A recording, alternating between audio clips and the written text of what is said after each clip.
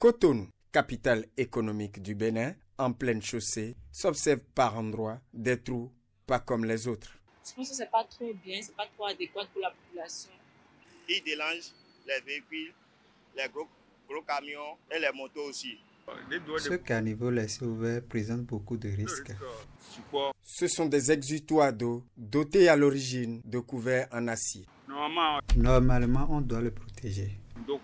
Nous demandons souvent aux usagers de faire très attention parce que c'est vrai, nos rues ne sont pas éclairées comme cela devrait l'être et ces endroits-là ne sont pas parfois remarqués par les usagers de la voie et c'est ce qui crée les accidents. Doit-on parler d'ouvrages laissés sans protection? En tout cas, cette ouverture constatée est due à l'insouciance ou à la recherche de gains faciles de quelques personnes. Ceux qui volent ces couverts sont des ennemis de la patrie. Ça, c'est de l'incivisme. Quand quelqu'un s'en va prendre ça pour utiliser. Et quand vous faites ça, on peut vous amener à la police. Ou les responsables du quartier, lorsqu'ils remarquent qu'il y a de ces personnes-là qui volontairement enlèvent les couverts des carnivaux, eh bien, on peut les signaler. Comme le prétendent les usagers de la route, la disparition des couverts rend la circulation difficile. D'ailleurs, il serait bien de placer une caméra pour contrôler les destructeurs de la route.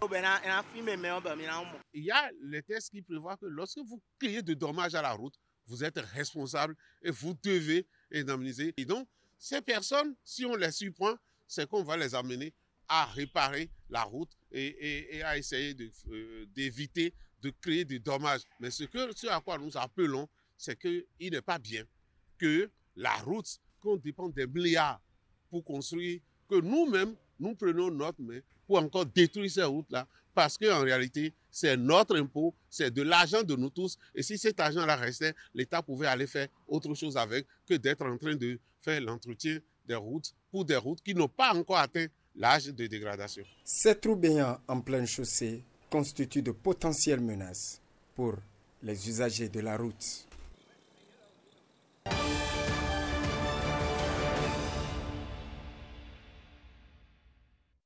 Je n'ai sans téléphone portable.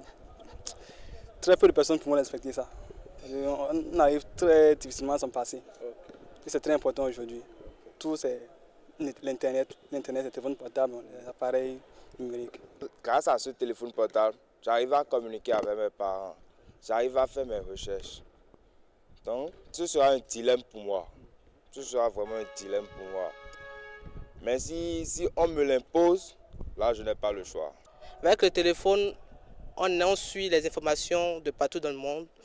Au quotidien, on a au fil des actualités et tout. Bon, que ça a aussi son côté financier que ça nous rapporte. Le côté financier que ça nous rapporte, c'est que ça nous génère aussi de l'argent si on sait l'utiliser. Mais je pense que ce n'est pas une bonne initiative selon moi. Parce que laisser l'outil, genre la technologie qui nous assiste, pourquoi que ça soit difficile? Le téléphone est devenu plus qu'un outil de communication, c'est devenu une fourniture de bureau, c'est devenu un matériel de travail bureautique et beaucoup d'autres choses. Et ça permet vraiment de faire beaucoup de choses, tellement que se passer de ça pendant toute une journée, ça peut être compliqué. Par exemple, moi, avec ce téléphone, je fais des paris sportifs. Si un jour on décide de m'arracher ce téléphone, je serais très très mécontent.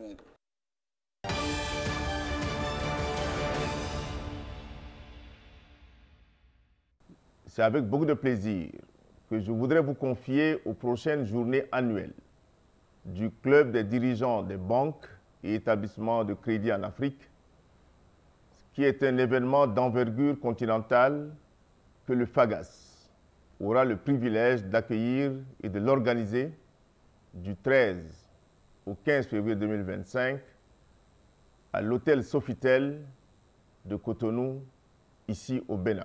Cette rencontre de très haut niveau s'articule autour du thème central qui est naviguer vers l'avenir. Ce thème axé sur la transformation digitale, la résilience et la durabilité des banques africaines face aux défis de la décennie 2025-2035. Cette rencontre sera aussi l'occasion pour nous dirigeants des institutions bancaires et financières africains d'explorer des stratégies innovantes pour accélérer notre transformation digitale, de partager les meilleures pratiques en matière de gestion des risques et d'accès au financement, ainsi que de forger ensemble une vision commune pour un secteur bancaire africain résilient, innovant et durable à l'horizon 2035. Je voudrais inviter chaleureusement tous les premiers responsables des banques africaines, des établissements de crédit, des compagnies d'assurance, des fonds de garantie, des marchés financiers, ainsi que les représentants des banques centrales et les organes de régulation à se joindre à nous pour cet événement capital. Ensemble, nous pouvons relever le défi de l'accélération du financement et du développement de l'Afrique. Rendez-vous donc à Cotonou du 13 au 15 février 2025 pour façonner l'avenir du secteur bancaire et financier africain. Votre participation est cruciale pour construire un écosystème financier robuste, innovant et durable, capable de propulser le développement de notre continent.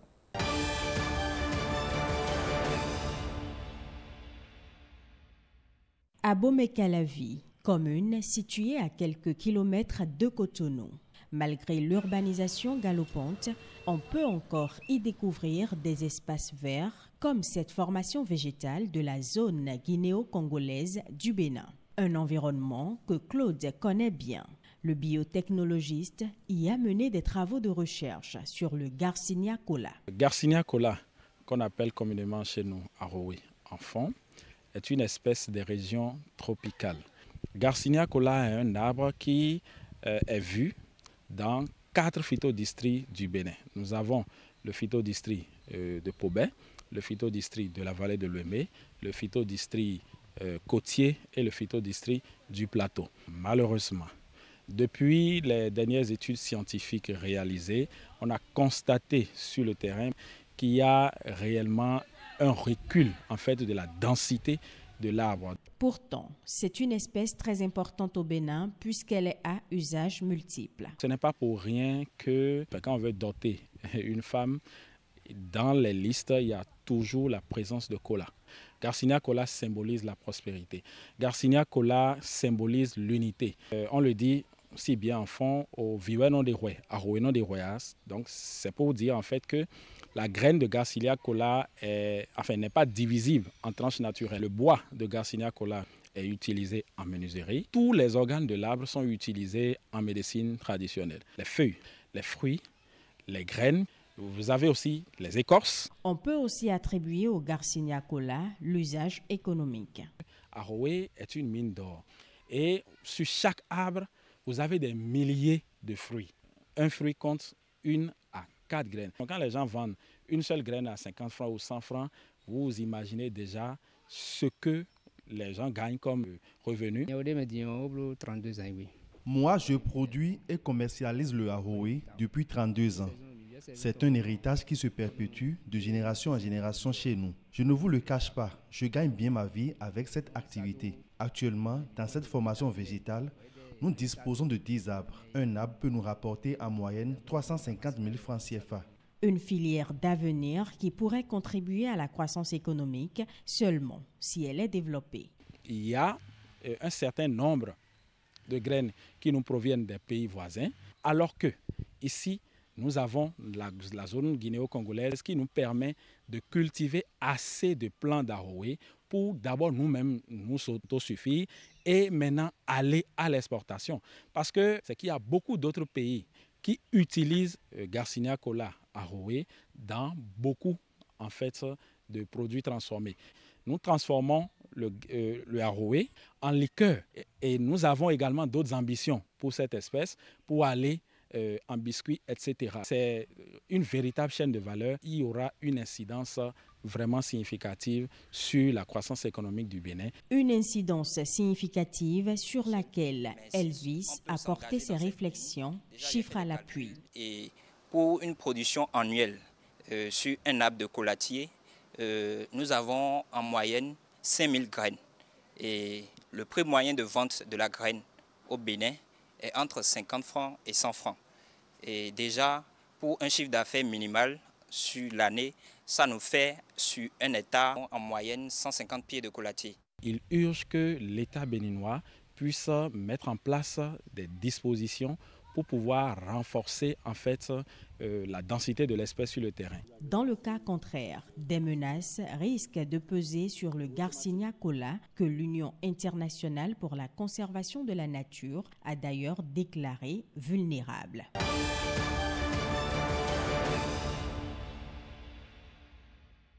Les réformes engagées par le gouvernement de Patrice Talon ont impacté tous les secteurs d'activité. Dans le domaine de la sécurité sociale, les délais de liquidation et de paiement des pensions, aussi bien pour les agents de l'État que pour les travailleurs du secteur privé relevant du régime de la Caisse nationale de sécurité sociale, ont été réduits. Moi, je suis admis à la retraite le 1er mai, mais la CNSS m'a appelé en juillet et il m'a donné une note de notification de ma pension, le montant que je dois prendre. Et sur la même note, on m'a fait le rappel du second mois. Donc le montant que je dois prendre, c'était une surprise pour moi. Madame la ministre, les réformes sont bonnes et belles. Je dis bien que les réformes sont belles et bonnes. Du moment où moi, Zanou Lucien Viro, j'ai reçu mon livret, il y a 3 jours, on m'a appelé le vendredi de venir au ministère avec 3 photos. Je suis allé au ministère des Finances le lundi à 8h45, mais je suis debout là quand on m'a remis mon livret. J'étais à la maison, un jour on m'a appelé que le lendemain de se présenter à la caisse. Je suis parti, on m'a donné le papier avec un chèque. J'ai des collègues qui sont partis, mais un mois après, ils ont eu ça. Avant, les gens ne font pas de visites. On les laisse après, peut-être il est mort, et puis on prend sa pension pendant la personne est déjà morte. Maintenant, avec votre réforme, votre système, maintenant, c'est bon. Des réformes qui méritent l'admiration des retraités. J'ai trop apprécié le fait qu'on n'a plus besoin de se déplacer à la source avant de faire valoir ses droits. Un coup de chapeau pour tout ce que l'État a mis en place pour que cela se passe. C'était difficile pour nos parents. Aujourd'hui, c'est bon. Le gouvernement a fait l'effort de corriger ça. On doit tirer chapeau. Dans la vie, c'est ça qu'il faut remercier. Qui c'est bon, il faut dire que c'est bon. Sincèrement, c'est bon. Je suis heureux. Vraiment, les mots me manquent pour vous dire merci et merci au président de la République.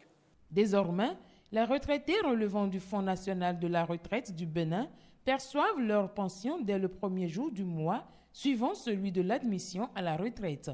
Et pour les pensionnés relevant de la Caisse nationale de sécurité sociale, le processus est fini au bout de 3 mois. Les pensions sont attribuées soit par virement bancaire, soit par un transfert mobile.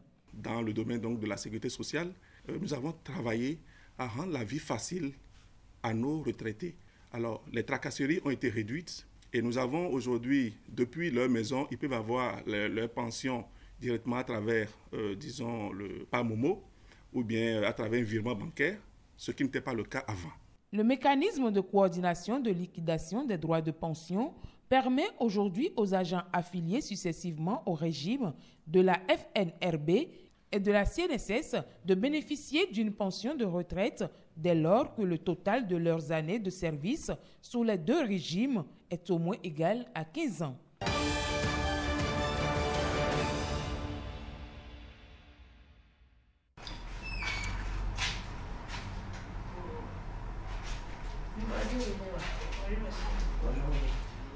Les centres communaux de services publics, un des plus gros défis relevés par le ministère du Travail et de la Fonction publique. Désormais, plus besoin de braver de longues distances pour bénéficier des services publics. Tout se rapproche de l'usager. Alada est une ville carrefour. Il y a les gens qui quittent Torfort, tout ça là, qui doivent quand même venir normalement bénéficier de ce centre. Vous savez, aujourd'hui, le numérique faisant le pas sur l'homme, tout ce qu'il faut faire, aller à Cotonou dans les services, demander un service et faire le contournement de tout un bureau qui va revenir demain matin et tout, on le fait en un clic. Et ce qui est bien ici dans ce centre est que quand vous relayez l'information est allée droit à qui de droit. Et lui, derrière, il a une obligation de réponse. À Covey, Le dispositif est aussi présent pour satisfaire les populations du zoo, ce qui fait d'ailleurs la joie des usagers clients. Ce qui fait ma joie principalement, c'est parce que avant, il faut voyager sur Porte-Nouveau.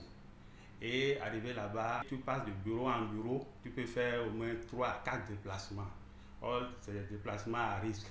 Tu vas quitter Zayando pour aller à Porte-Nouveau. Avec l'avènement des centres communaux de services publics, vraiment, ça nous allège profondément la tâche et nous sommes vraiment contents.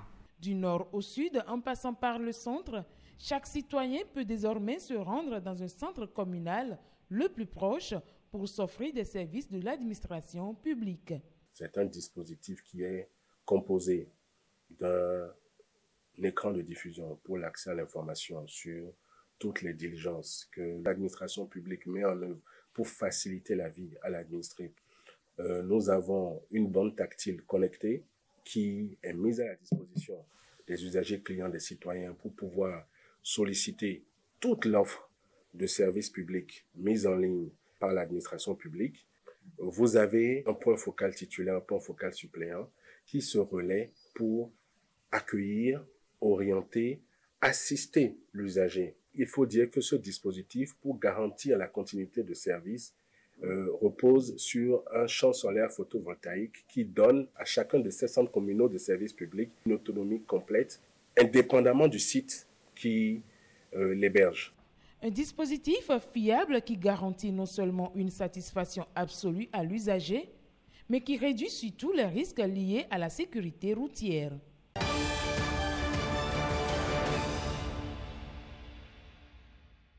L'ouvrage qui lui a valu d'être lu et connu par le monde sur la philosophie africaine est classé parmi les 100 meilleurs livres africains du siècle. Philosophe béninois de renommée internationale, le professeur Paulin Rontondi a tiré sa révérence le 2 février 2024. Il est célébré à l'occasion du premier anniversaire de sa disparition. De son vivant, il a réussi à combiner réflexion philosophique et engagement politique. L'exigence et l'espérance. À mon sens, c'est essentiellement autour de ces deux valeurs telles des fils que s'est tissé pour l'essentiel la vie et la trajectoire intellectuelle de celui à qui nous rendons hommage. Paulin Rontondi s'est efforcé de mourir bravement dans son combat contre la déraison, le non-sens, la doxa et ce que Jean Habert, dans son essai sur le mal, qualifierait d'injustifiable. Il était fortement conscient des mirages théoriques et de leurs dérivés existentiels qui pouvaient dangereusement compromettre l'avenir de la philosophie en Afrique. Cet héritage est au cœur de ce colloque international, une occasion pour chercheurs et étudiants de tous horizons de lui rendre un hommage. Les lieux de recherche témoignent de l'impact décisif des travaux de notre compatriote dans ce qui a été la longue et rude polémique autour de la question de la philosophie africaine.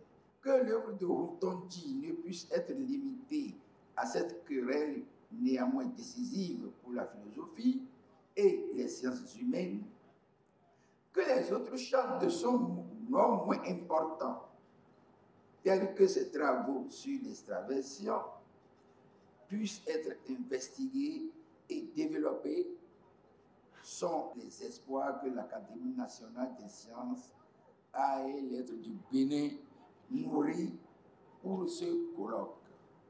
Je souhaite surtout que vos travaux contribuent à continuer la mémoire de ce monument désormais tombé dans le patrimoine immatériel de notre époque et des temps à venir. À travers cet hommage, l'œuvre de l'illustre disparu est ainsi perpétuée pour inspirer les générations futures.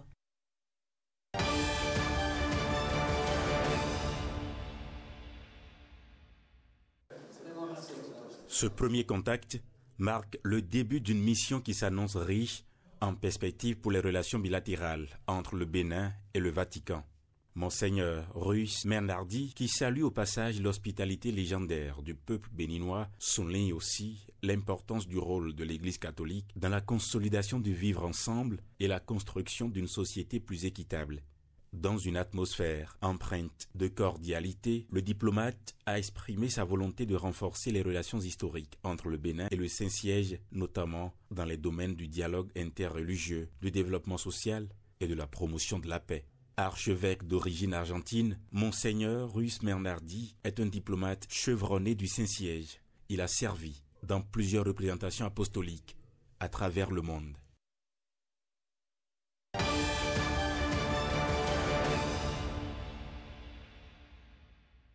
Les réseaux sociaux se sont enflammés récemment. Les visiteurs de l'esplanade de l'Amazone s'interrogent. Entre spéculation et inquiétude, les rumeurs semblent se propager à grande vitesse. Mais il n'en est rien. Non, pas du tout. Et moi, je passais. Et puis, comme j'ai l'habitude de passer pour aller chez moi, au retour, je me suis dit, je peux me faire une belle photo. Et depuis que je suis ici, des gens sont en train de faire des photos par-ci, par-là. Je n'ai jamais vu à l'instant T quelqu'un renvoyer qui que ce soit. Tout comme cette dame, Moumouni Emas, visiteur togolais, prennent du bon temps ici sur l'esplanade de l'Amazone. Ils sont venus visiter l'Amazone, visiter un peu la ville. C'est mouvementé quoi. Tout le monde est tranquille, tout le monde s'engage de son côté. On viendra les week-ends, passer les week-ends. Aucun souci, quand on était arrivé, juste on a garé nos voitures de l'autre côté et puis on a eu accès facilement à ce lieu. Donc, et puis on est ici en train de faire des photos, des vidéos et puis se réjouir avec la famille. C'est ma première fois d'être ici. J'avais un ami qui avait visité ici, je pense 2 semaines il y a de cela. C'est lui qui m'en a parlé de ce lieu, donc j'ai décidé de venir ici avec la famille aussi pour visiter. Un communiqué en date du 22 janvier 2025 émanant de l'Agence de développement des arts et de la culture ADAC rappelle à toutes les personnes et structures désireuses d'organiser des événements ou des manifestations sur l'esplanade de l'Amazone que l'occupation de cet espace est à titre gracieux mais soumise à une autorisation délivrée par l'ADAC. Ce lieu est bien plus qu'un simple espace public. C'est un symbole, une mémoire vivante. Un lieu où se croisent génération et culture. L'esplanade de l'Amazone reste ouverte et accessible à tout visiteur.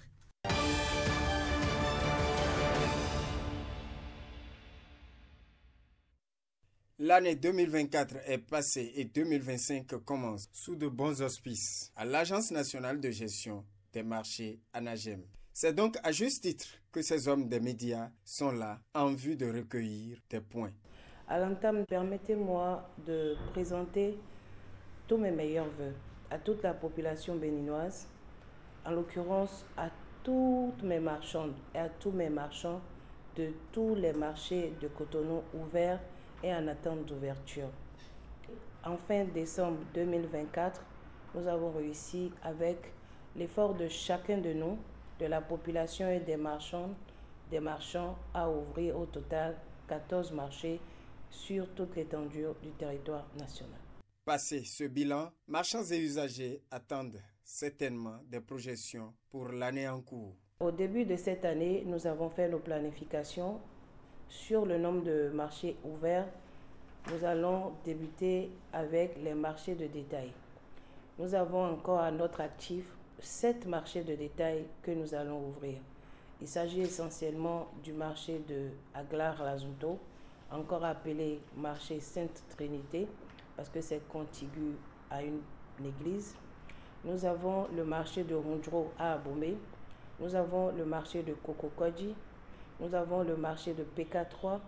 Nous avons le marché de Wando. Sans oublier les marchés de Djougou et de Parakou. Pour rappel, 35 marchés sont en attente de lancement, dont les marchés de Gros d'Akasato et celui du pôle commercial du stade général Mathieu Kérékou.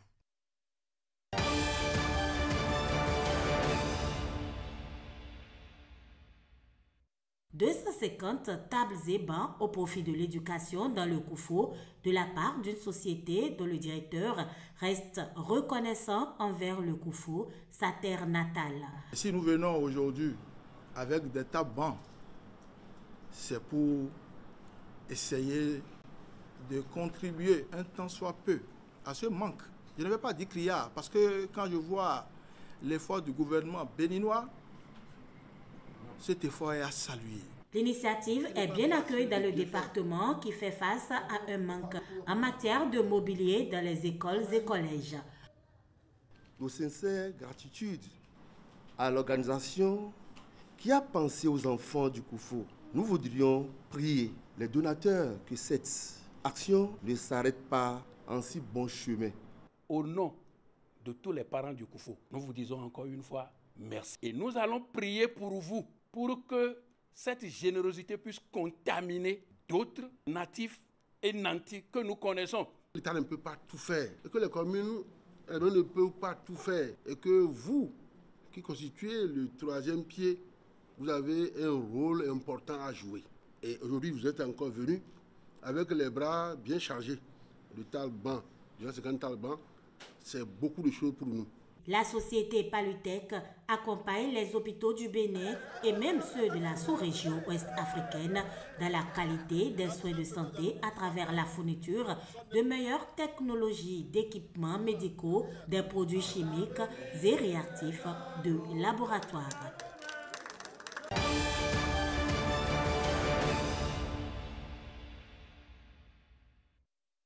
Un eurobond, c'est une obligation qui a été mise dans une monnaie, dans une devise étrangère.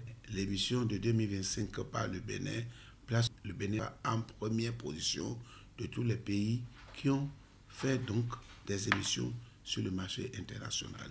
Et par rapport à l'année passée, on comprend que les émissions de l'année 2025 sont des émissions quand même qui ont un coût modéré, un coût moindre, juste parce que les autorités qui se sont déplacées pour cette émission ont rencontré plusieurs investisseurs. Donc la loi de l'offre et de la demande jouant en faveur de celui qui demande, c'est-à-dire plus il y a d'offreurs pour un demandeur, donc ça agit sur le taux. Donc c'est ce qui a fait d'ailleurs que le taux de la première mission, donc de 600 millions de dollars, est dans l'ordre de 6,48%, alors que pour l'année passée, c'était à un taux plus élevé. Et l'horizon est plus éloigné que l'émission donc de l'année passée. Un emprunt peut impacter le quotidien des populations sur plusieurs points. C'est le bien-être qui peut résulter des projets qui améliorent le misère des populations, c'est-à-dire l'eau, l'énergie, la santé, l'éducation. Ce sont des projets viables, ce sont des projets d'avenir. Et le gouvernement a bien fait de pouvoir faire la part des choses. Il y a des projets ODD, il y a des projets qui sont structurants, des projets qui changent la structure de l'économie.